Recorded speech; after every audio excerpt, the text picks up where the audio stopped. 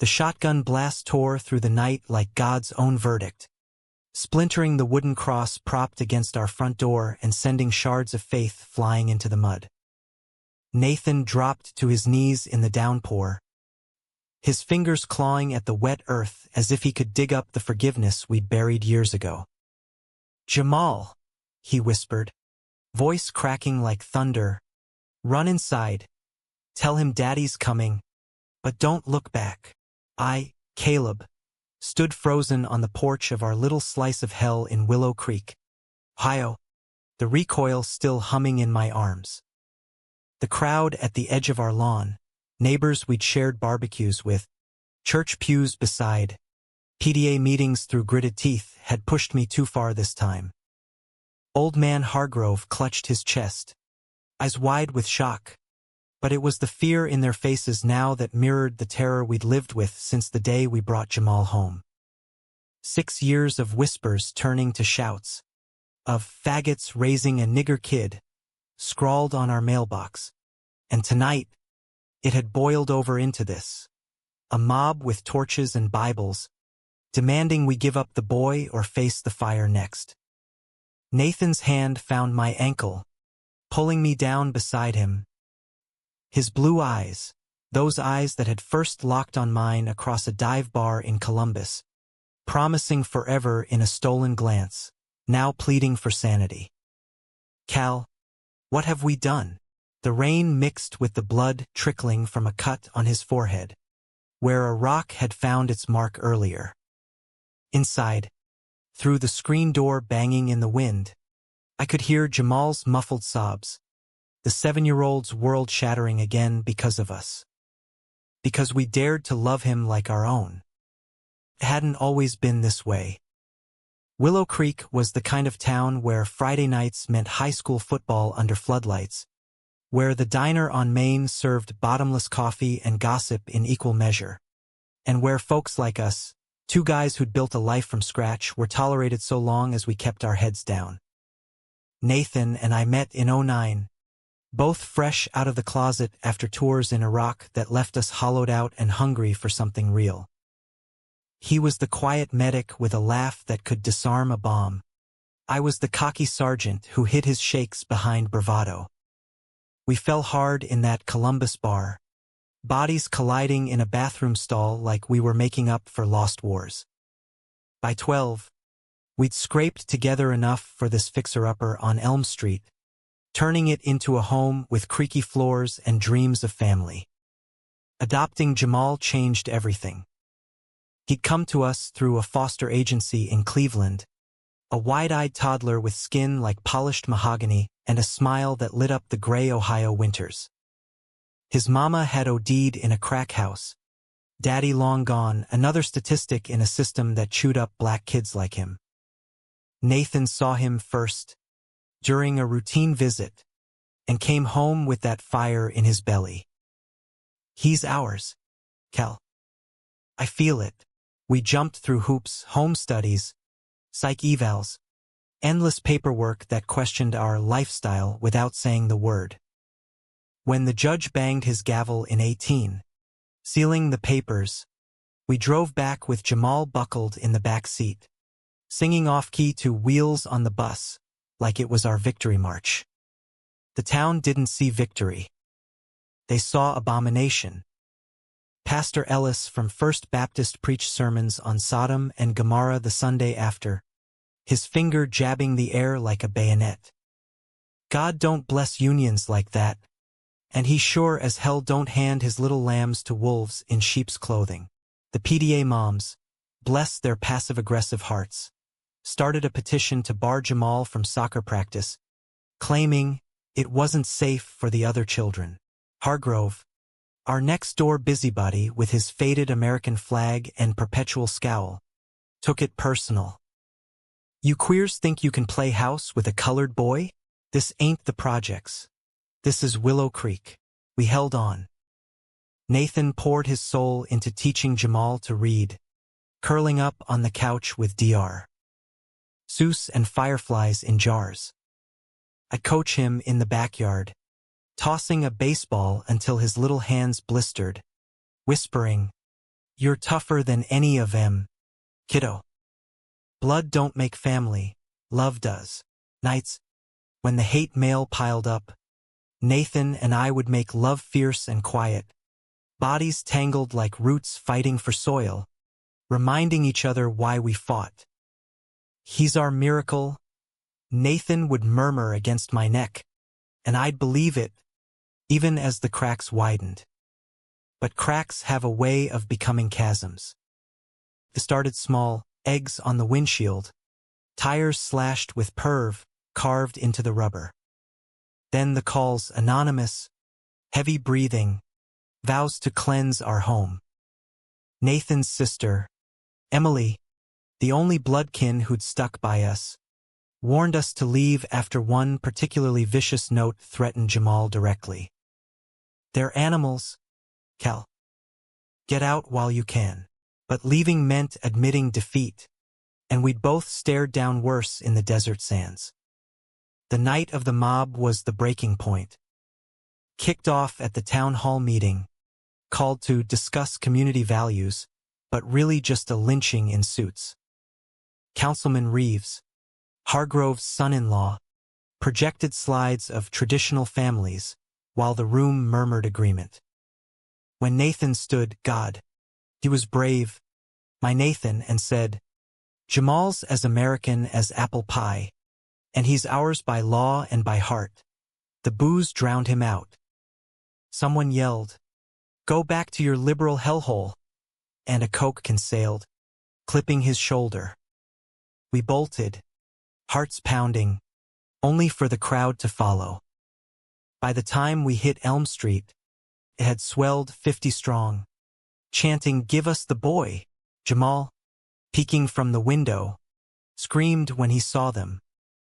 I grabbed the shotgun from the hall closet, not to kill, never that, just to scare, and fired into the cross they'd planted, a crude effigy burning with our names etched in. The blast scattered them like roaches, but not before Hargrove lunged, his fist connecting with my jaw. Nathan dragged me inside, barricading the door as sirens wailed in the distance. In the aftermath, slumped against the kitchen table with Jamal curled between us, Nathan's voice was steel wrapped in silk. We can't stay, Cal. Not anymore. I nodded, tasting copper and regret, knowing he was right. But as the cops hauled away the ringleaders, slaps on wrists, mostly, I couldn't shake the image of their eyes. Not just hate, but fear. Fear of what we represented. A love that defied their tidy boxes. A family that colored outside their lines. We packed that week, selling the house at a loss to a faceless investor. Cleveland became our refuge, a city big enough to swallow us whole. Jamal thrived in the chaos. New school, diverse faces that mirrored his own, therapy sessions where he drew pictures of us as superheroes battling monsters. Nathan found work at a clinic, patching up the broken like he always had. I drove trucks cross-state, the road a balm for my rage. Our love deepened in the quiet, stolen moments, no mobs, just us, building from the rubble. Years blurred. Jamal grew into a lanky teen, all limbs and questions, acing AP classes and dreaming of med school.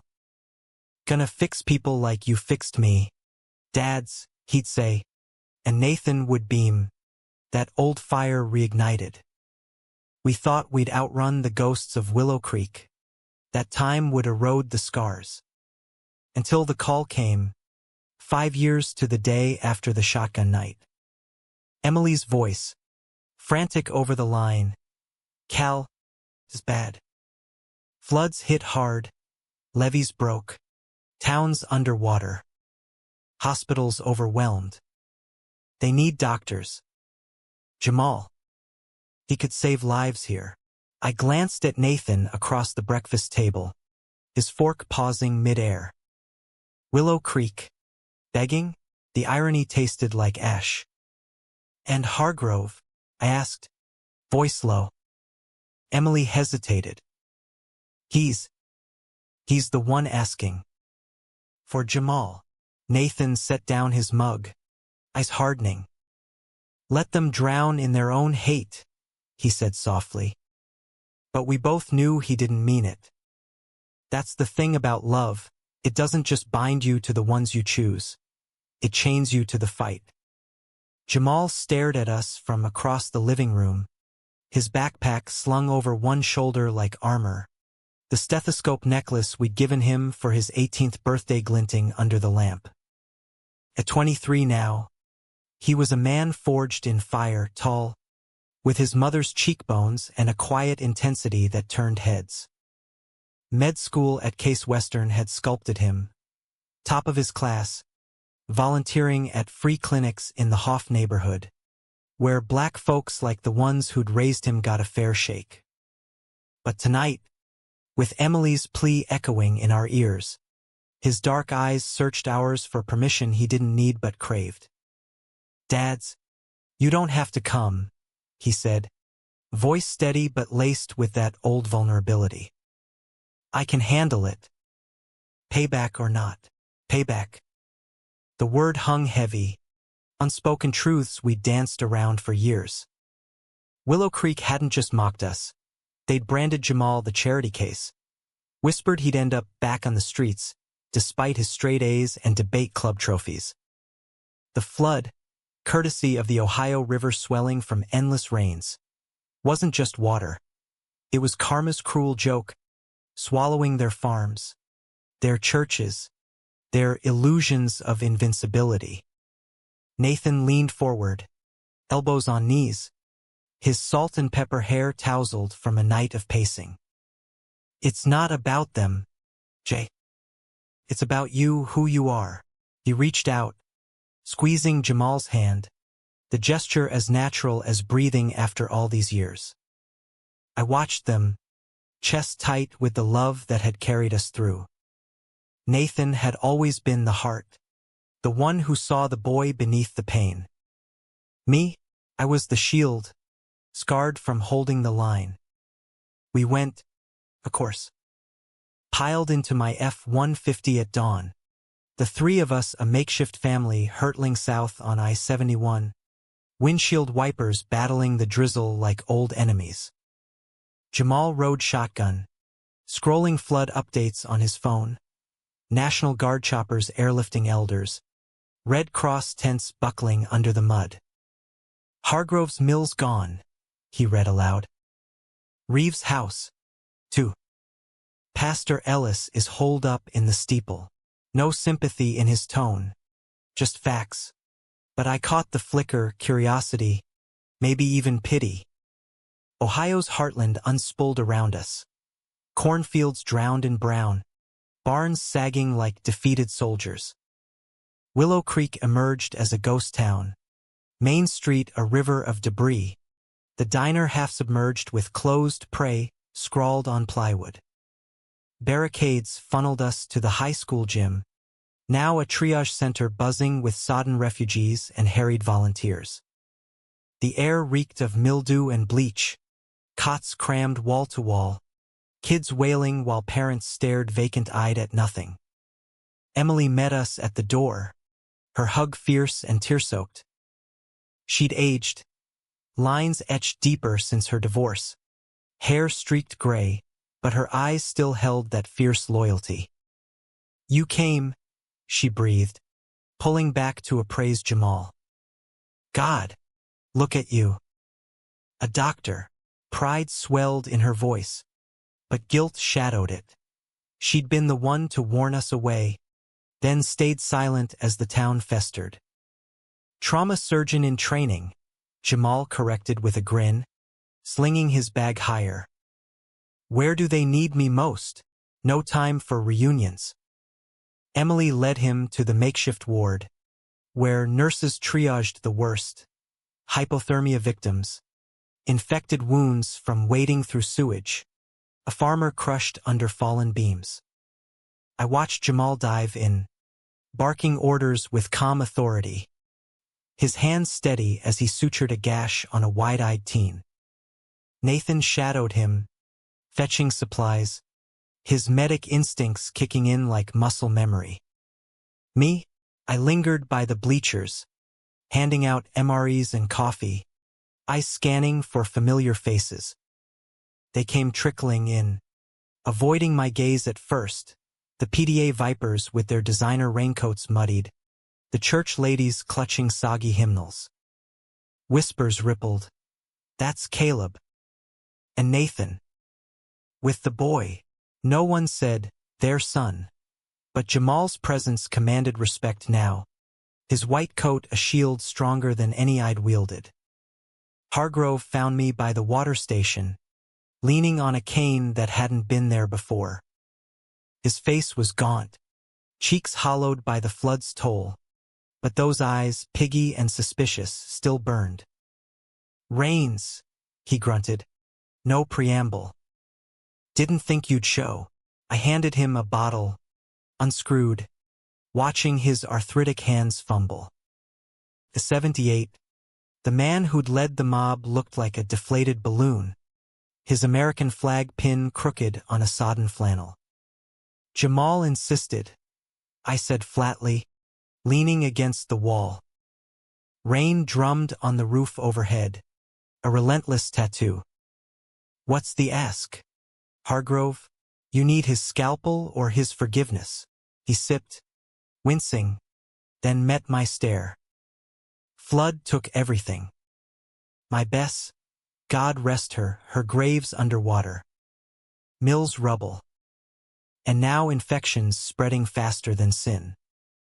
Doc Harlan swamped. Half the staff fled. Your boy's the best we got. Your boy." Like Jamal was still a possession to be borrowed. Rage simmered, old wounds reopening, but I saw the crack, the plea beneath the pride. "He's not your boy anymore," I said, voice low. "He's Dr. Jamal Washington, and he saves who he chooses." Hargrove nodded, jerky, like it pained him. "Tell him. We were wrong. About all of it. Wrong." The word from his lips was a miracle, or maybe just desperation. As he shuffled away, I spotted Pastor Ellis in the corner, praying over a cluster of elders, his once thundering voice reduced to murmurs. Nathan sidled up, wiping sweat from his brow. "Saw that. You okay?" His hand brushed mine, hidden from view, a touch that grounded me, electric as our first. At 52, he was still the handsomest man I'd known, lines around his eyes mapping our battles. Jamal's already saved 3. Kid with sepsis, old lady with pneumonia. He's a force. We stole a moment in the supply closet. Door cracked for light, his lips on mine urgent and tasting of salt. "I love you," he whispered, forehead to mine. "For this. For us." Love in crisis was always the purest, raw, unfiltered, a defiance against the world. But as we emerged, the gym's chaos pulled us back, and with it, the ghosts. That night, we bunked in the auditorium, cots side by side like a family fortress. Jamal crashed hard, exhausted from 16 hours on his feet, but not before hugging us tight. "Thanks for letting me come back," he murmured. "Not for them, for me." Nathan stroked his hair, humming an old lullaby, while I lay awake, staring at the water stains on the ceiling like Rorschach tests of regret. Dawn brought escalation. The river crested again, washing out the evacuation route, trapping hundreds. Power flickered, generators groaning under the strain. Jamal was everywhere, intubating a diabetic in labor, stabilizing a heart attack in the mayor's wife. Reeves cornered me mid-morning, his suit rumpled. "I ask you. Rains, we owe you." The council will make it right. Pride Month banners, diversity training, whatever it takes. His smile was oily. Politicians polish over panic. Save it for the voters, I snapped. Jamal's here because he's better than your apologies. But doubt crept in. Was this redemption, or just survival? Nathan, overhearing, pulled me aside. Let them squirm, Cal. We've got the high ground now. By afternoon, the real storm hit, not rain, but human frailty. A busload of evacuees from the trailer park arrived, mostly Black and Latino families overlooked in the first waves. The gym tensed, old prejudices surfacing in murmurs. They'll take all the food. Jamal waded in, triaging with equity, his voice cutting through the din. Everyone gets seen. No lines, no labels. I saw Hargrove watching, cane tapping, something like shame flickering. As dusk fell, Nathan and I walked the perimeter, flashlights cutting fog. The town's vulnerability mirrored our own back then, exposed, pleading for mercy we weren't sure we could give. Do you think we can forgive? Nathan asked, voice soft against the hum of pumps. I pulled him close, rain beating on our jackets. For Jamal's sake, maybe. But us. We'll never forget. Our kiss was slow, a vow renewed, love's quiet rebellion. Little did we know, the flood's fury was just prelude. The betrayal that followed would test not just the town, but the bonds we'd forged in fire. The second crest hit like a betrayal from the heavens, swelling the river overnight and turning the high school into an island of desperation. By morning, the gym's walls wept condensation, and the air thickened with the metallic tang of fierce sweat and unwashed bodies. Jamal hadn't slept, eyes bloodshot, stubble shadowing his jaw, but he moved like a man possessed, barking vitals to volunteers while stitching wounds by headlamp. BP's dropping. Push fluids, he'd command, and the room obeyed, his authority a lighthouse in the murk. Nathan and I rotated shifts, him assisting in the ward, me on logistics, hauling sandbags and coordinating with guard units choppered in from Columbus. The town that once spat on us now leaned on our every move. Ironic salvation served with a side of resentment. Whispers followed. If it weren't for the fag's kid, but desperation dulled tongues. Survival trumped slurs. It was mid-morning when the call came over the radio. Crackling, urgent from the East Side levee. Collapse imminent. Multiple casualties. Send medics now. Jamal's head snapped up, gloves snapping off. I'm going. No debate. I grabbed the keys to the supply truck. Nathan protesting. Cal, it's suicide. The roads are gone. But Jamal's eyes, those eyes that had trusted us through nightmares, silenced him. We save who we can. That's the deal. The drive was hell. Truck bucking through thigh-deep water. Debris slamming the undercarriage like accusations. Willow Creek's outskirts blurred into apocalypse. Mobile homes uprooted like toys. Fields of vast, churning lake. We hit the levee site, a ragged scar of sandbags and twisted rebar, where a crew of locals battled the breach with shovels and prayers. Bodies littered the mud. A woman clutching her toddler, blue-lipped. A teen with a gash across his thigh, femoral artery nicked. Jamal was out before I killed the engine, kit in hand, wading in. Tourniquet here, elevate. He worked the woman first, breath shallow as he assessed. Hypothermic shock. Get blankets. I helped where I could, pressing gauze, holding limbs steady, my army training a rusty but reliable blade. The crew, Faces I half recognized from the old days. Nodded grim thanks. No words needed. Then, the shout. Hargrove! Over here! The old man lay half-buried under a collapsed berm, leg pinned by a boulder the size of a microwave, blood pooling dark in the floodwater. His face was ashen, lips moving in silent curses. Jamal dropped beside him, assessing with clinical calm. Dislocated femur, possible crush. We need to move this rock now. The crew heaved, grunts echoing, but the boulder budged slow, Hargrove's howl splitting the air. As they freed him, he locked eyes with Jamal, real recognition dawning. You. The boy. Don't let me die like this. Son. The word landed like a live wire, twisting Jamal's features.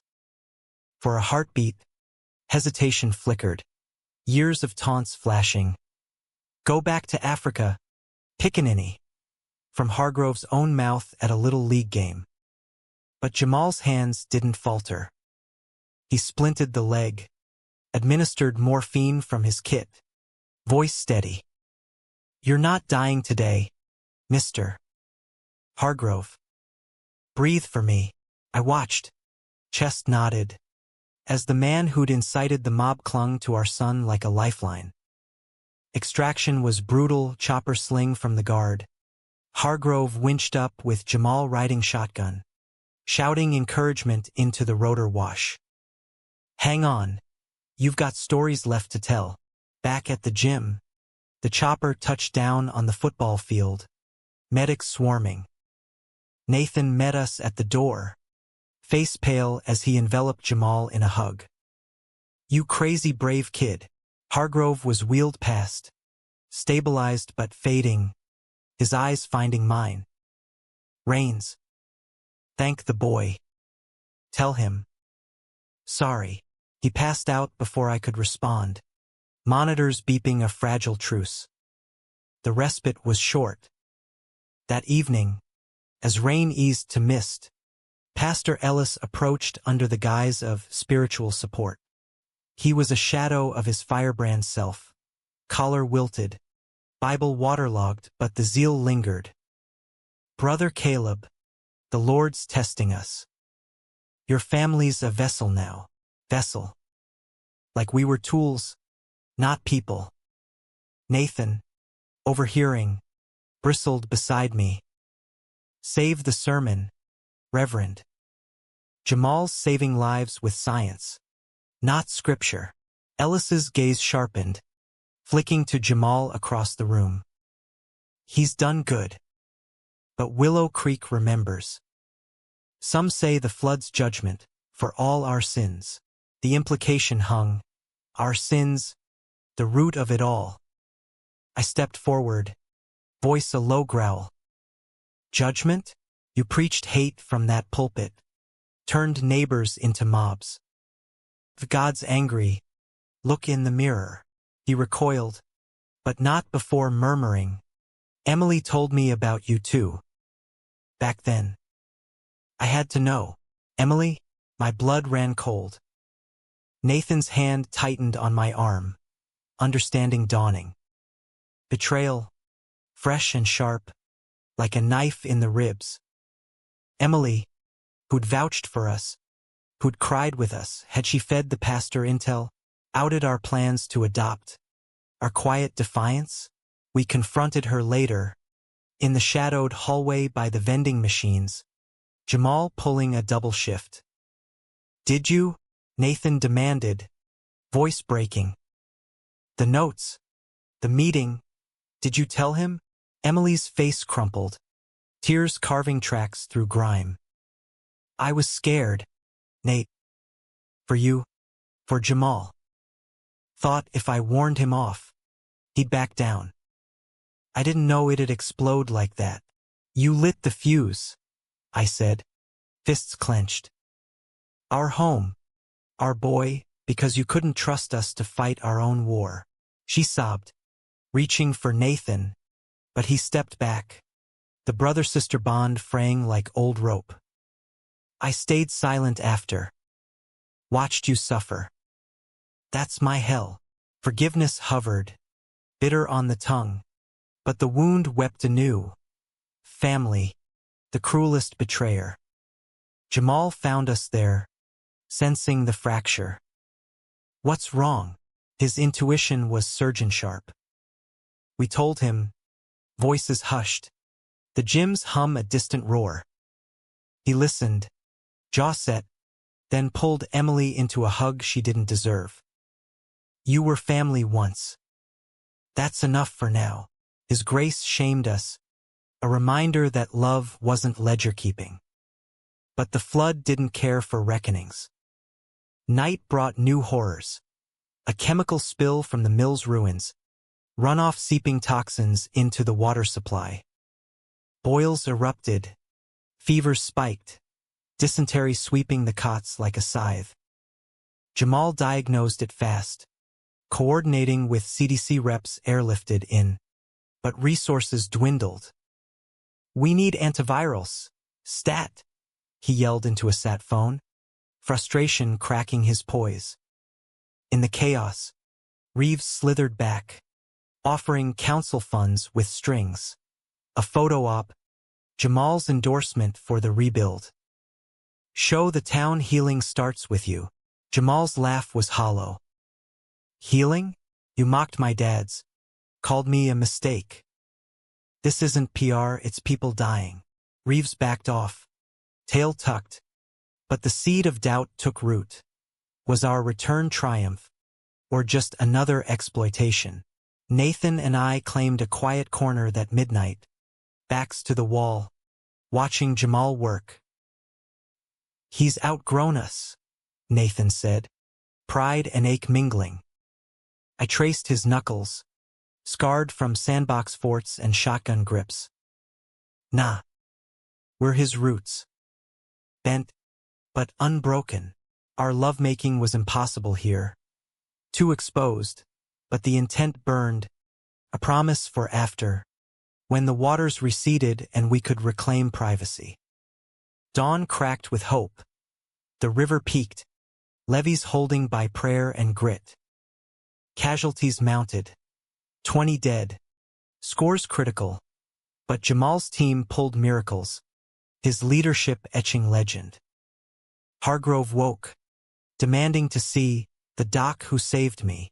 Jamal went, chart in hand, their talk private. Later, he told us, he cried. Dad's said he was wrong about God, about us. Doesn't erase it, but it's something. Emily's betrayal lingered, a thorn in our triad. Nathan confronted her one last time, voice raw, blood's thicker, but love's stronger. Don't call unless you mean it. She nodded, broken, as volunteers loaded her into a bus for higher ground. As the gym emptied, fractures healed unevenly. The town owed us debts it couldn't pay, but in Jamal's quiet heroism, we glimpsed absolution, not theirs, but ours. Yet the true climax brewed upstream, where old sins flooded back to drown the fragile peace.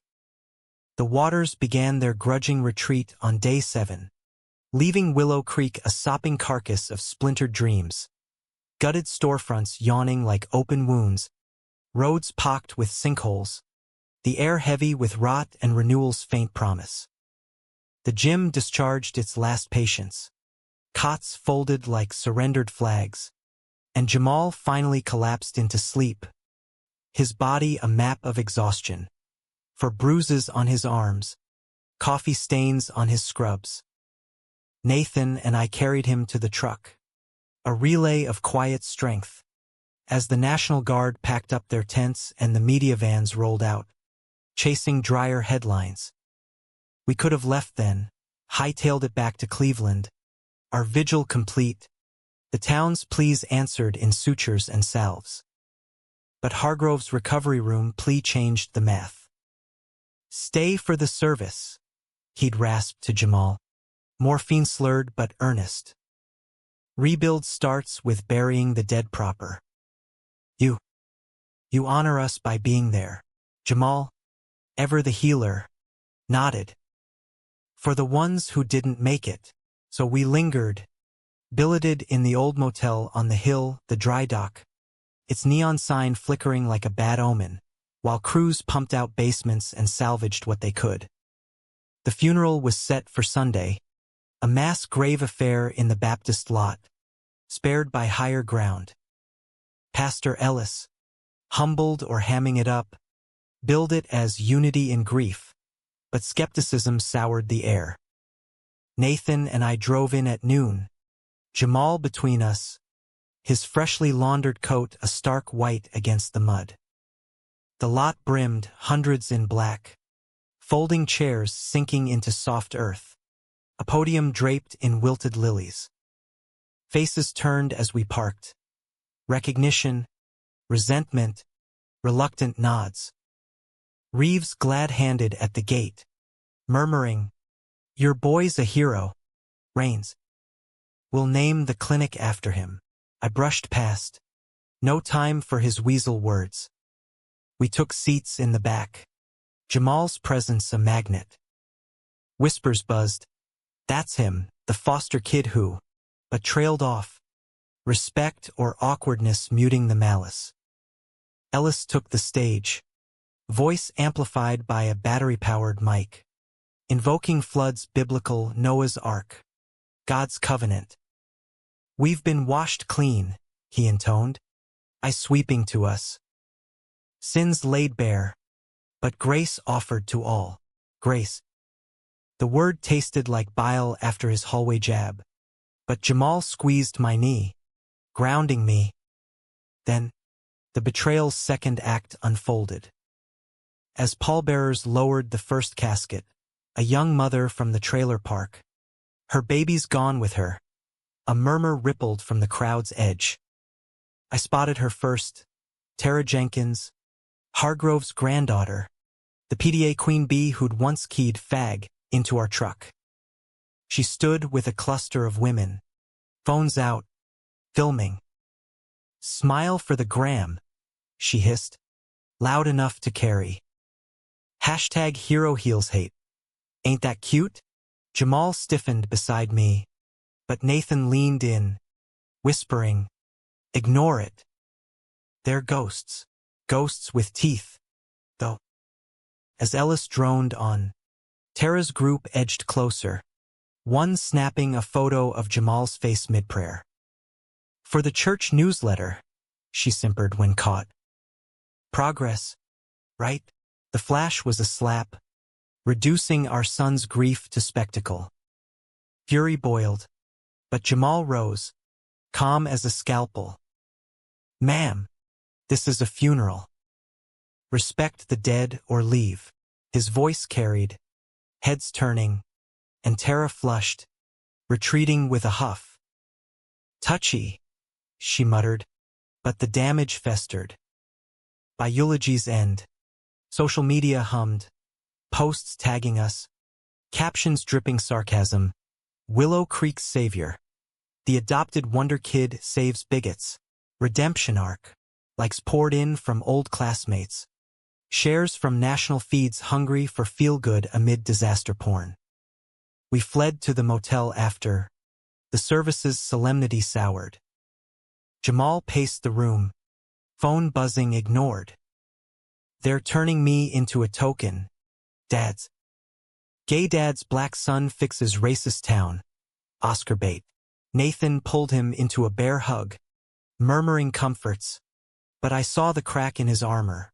The boy who'd once hidden under beds from bullies, now bait for vultures. That night, over lukewarm pizza in our room, the real storm broke. Emily called, unblocked in a moment of weakness, her voice shrill. "Tara's blowing it up online. Says Jamal's milking the flood for fame, that you two orchestrated it for sympathy. The council's backpedaling on the clinic name. Betrayal's echo, her complicity fresh." Nathan snatched the phone. You told her? About the adoption. The mob? Everything. Silence. Then a sob. I was drunk, Nate. At her house. Venting. Thought it was ancient history. History's alive. I growled, grabbing the receiver. It chased us out.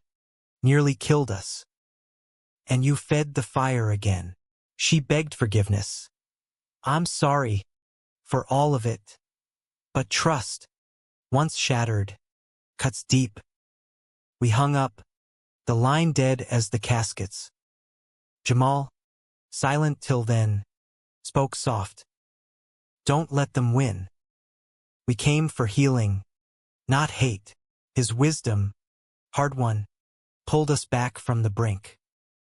Nathan and I flanked him on the bed, a human barricade, hands linked in silent pact.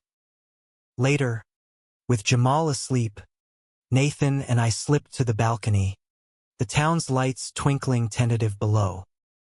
Remember our first fight? He asked, breath warm on my neck.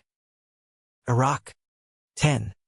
A bar brawl over a slur, fists flying till MPs pulled us apart. We came out stronger. I turned, kissing him slow, hands roaming familiar paths under his shirt. Always do. Lovemaking in the motel's lumpy bed was tender, urgent, a reclaiming amid ruin, bodies whispering vows the world couldn't touch. You're my home, Cal, he gasped, and I believed it, even as shadows loomed. Monday brought the climax. Hargrove summoned us to his hospital bed in Columbus, a 2-hour haul through detours. The old man was propped up, leg in traction, monitors beeping steady. His room smelled of antiseptic and regret, photos of Bess and Tara on the sill. Come to gloat, he croaked as we entered, Jamal at point. No, Jamal said, checking his chart. To discharge you soon as you're stable. Hargrove's laugh rasped. Stable. After all I did. He waved a trembling hand. The cross. The shouts I led him. Boy. Hated what you stood for, 2 men playing Papa to. To someone not yours. The slurs hung unspoken. But Jamal didn't flinch. Not playing, Nathan interjected, voice even. Loving. Fiercer than blood. Hargrove's eyes watered, meeting mine. Rains, I was wrong. Flood showed me hate's the real killer. Tara. She's poison, like I was. Fired her from the mill years back. But she don't forget. Revelation dawned. The posts, the sabotage, Hargrove's own kin twisting the knife. Tell her yourself, I said. End it. He nodded, weary. Will. And you. Clinic's yours. Named for Jamal. No strings. A gesture, small but seismic. As we left, Jamal lingered, clasping the old man's hand. Forgive yourself first, Mr. Hargrove. That's the hardest surgery. Back in Willow Creek, the town teetered, rebuild crews hammering, but divisions festering. Tara's posts went viral, drawing protests, locals picketing the gym site, chanting no heroes here. Reeves caved, yanking the clinic name. Betrayal compounded, the flood's mud caking old wounds. Jamal faced it head-on, calling a town hall in the cleared diner. 50 showed, curious, contrite, combative. I came back for lives, not likes, he said, voice ringing. My dad's taught me family ain't color or creed, it's choice. Mock us, fine. But don't pretend this flood washed away your ugly. Applause mixed with jeers, but eyes shifted, cracks in the armor. That night, as rain pattered gentle, Nathan and I walked Elm Street, Our old house a skeleton of studs and beams, new owners framing walls. Think it'll hold? He asked, hand in mine. Them? Us? I pulled him close, kissing under streetlight. It better. We've got too much left to lose. But loss circled, hungry, waiting for the final surge. The rebuild stuttered into week 2. Willow Creek clawing back from the brink with the stubborn grit of Midwestern soil. Bulldozers growling over mudflats. Chainsaws singing through felled oaks. Folks in work gloves swapping stoic nods over lukewarm coffee at the pop-up stand on Main. Jamal stayed on, commuting from the motel to oversee the clinic's foundation pour, his presence a reluctant beacon. Tara's viral venom had backlashed, national outlets sniffing, small-town scandal. Reporters cornering locals for quotes that ranged from miracle worker to troublemaker. We fielded calls from Cleveland, case studies for his residency, offers from NGOs. Come home, son, his advisor urged. You've done enough. But home was fluid now, a truck cab, a motel room, the space between Nathan's heartbeat and mine. Nights, we'd gather in our suite, Jamal debriefing cases over takeout Chinese, Nathan sketching clinic blueprints on napkins, me nursing a beer and the ache of vigilance. Love wove through it all, subtle as breath. Nathan's thumb tracing my palm under the table, Jamal's head on my shoulder during movie marathons, old westerns where cowboys rode into sunsets unscarred. The final flood came not from the river, but from within a human deluge of reckoning. It broke on Wednesday, as crews unearthed the old mill's basement.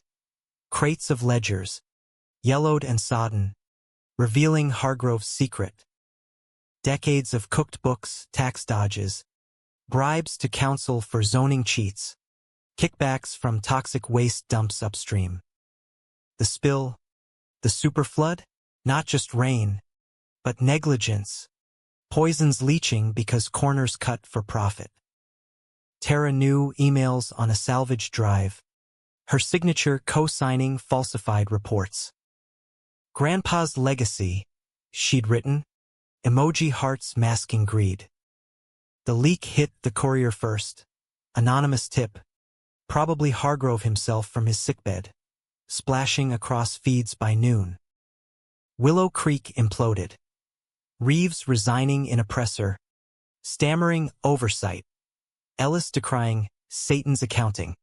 Tara barricaded in her McMansion, lawyers circling like vultures. Protests swelled, not against us, but them, pitchforks metaphorical, but rage real. They poisoned our kids, a mother screamed at the town square rally, her toddler's rash a badge of betrayal. Jamal was at ground zero, the clinic site, when the mob turned. Tara's crew, emboldened by her fall, or desperate to deflect, swarmed the barriers, hurling accusations. It's their fault. The queers brought the curse. Adopting that boy started it all. Bottles flew, a rock clipping Jamal's shoulder as he shielded a worker. I was there in seconds, truck screeching, body slamming into the fray like old times. Back off, I roared, fists ready, but Nathan beat me, wrenching Jamal clear, his medic comm a shield. Sirens wailed, state troopers dispersing the chaos, but the damage etched deep, a gash on Jamal's brow, bruises blooming on Nathan's ribs from a stray elbow. In the irony's cruel wink, stitches pulled tight, antiseptic stinging like accusations. Why'd they turn now? Jamal muttered, ice pack to his eye. We fixed their mess. Nathan, bandaged but unbowed, cupped his face. Fear, Jay. Always fear. Of change. Of you, of love that don't fit their mold. Paste. Rage a live coal. Hargrove ends this. or we walk, for good. But Jamal's eyes, fierce through swelling, held us. No. We finish what we started. Humanely, Hargrove did call the presser from his hospital bed. Tubes snaking, Tara at his side in cuffs. My sins, he confessed. Voice gravel. Greed blinded me to family, to neighbors, to Nathan and Caleb and their boy. He choked on boy, but pressed on. They saved me when I deserved dirt. Mocked them for loving big, adopting Jamal when no one else would. That's the real flood, our smallness. Tara, you followed my lead. Forgive me. Forgive them. Tears tracked his cheeks. Cameras capturing absolution raw. The town watched, transfixed. Tara's sneer cracked, a sob escaping as she faced the lens. I hated what they had, real family. Jealous, I guess. Not full sorry, but fracture. Reeves followed, spilling more. The petition, the mob complicity confessed. Ellis prayed on air, recanting sermons, inviting us to preach love's gospel. We didn't go. Instead, Jamal held his own vigil at the clinic, groundbreaking. Shovels in earth. Diverse crowd. Black families from the trailers. Queer kids from the city bussed in. Locals with hard hats and harder hearts softening. This ain't about heroes, he said, dirt-caked mic in hand. It's about us, all broken, all building. Nathan and I flanked him, hands clasped visible, love unapologetic. Cheers rose, tentative then thunderous, a dam breaking. Emily showed too, uninvited, eyes red-rimmed. I sold the house, moving to Cleveland, closer to you, if you'll have me. Nathan wavered, then nodded, the brother in him winning. Start fresh. No more secrets, hugs exchanged, tentative bridges over chasms. As weeks folded, the clinic rose, Washington Family Health Center, plaque gleaming. Willow Creek healed uneven. Some fled, shame-heavy. Others stayed, planting pride flags beside crosses. Hargrove visited opening day. Kane steady, gifting Jamal a check. For the kids like you once were. Tara did community service there, filing charts, her edge dulled by court orders and quiet epiphanies. We returned to Cleveland come fall, Jamal diving into rotations, Nathan consulting on the rebuild pro bono, me trucking less, home more. Our love, Nathan's and mine, deepened in the afterglow, anniversaries marked with quiet toasts and fervent nights, bodies mapping scars like constellations. We made it, he'd whisper, and I'd pull him closer, believing. Jamal calls weekly, voice booming with cases and conquests. Miss you, dads. But thanks for the fight, the family, humanistic, the ending, no tidy bows, just growth from grit. Willow Creek stands, wiser or wounded, a testament that love, once mocked, can flood the hardest hearts. And in our home, laughter echoes, proof that chosen bonds outlast any storm. Years on, when Jamal marries his partner, a soft-spoken engineer with a laugh like summer, we toast to miracles. Nathan's eyes mist, hand in mine. Our boy, he says. And in that, redemption complete, not for them, but for us.